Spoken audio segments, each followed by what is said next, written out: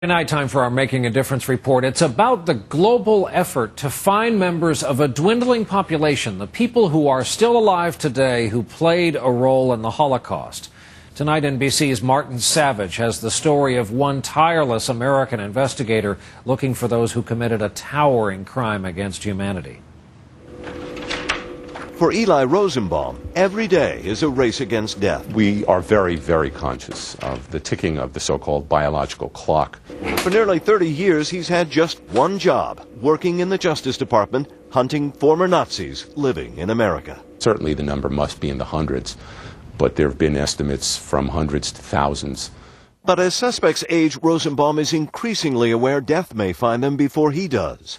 It's a pursuit that began when he was just 15 and asked his World War II veteran father to describe Dachau.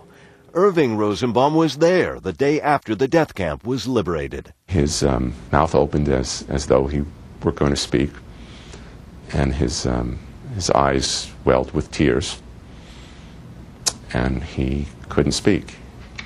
Unlike the 1974 thriller The Odessa File, all I did was to obey my orders. You're an executioner, a butcher. Rosenbaum doesn't track former Nazis on the street, but on paper, scouring long-forgotten files that can link a person's past to the present.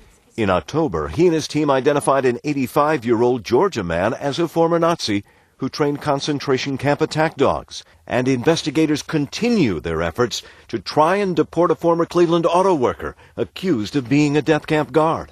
There are 8 prosecutors in Rosenbaum's office and 10 historians. They have to prove cases more than 60 years old without the aid of weapons, fingerprints, in many cases not even eyewitnesses. So far, Rosenbaum has won 106 cases against former Nazis, deporting 64 of them, spurred on by the pictures in his office and the documents in dusty archives, like this signed death warrant for a Fruma Kaplan who was executed in 1941 and thrown in a pit at age 6.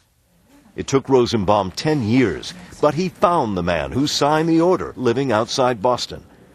One more death avenged, millions more to go. Martin Savage, NBC News, Washington. That is our broadcast for this Friday night, and for this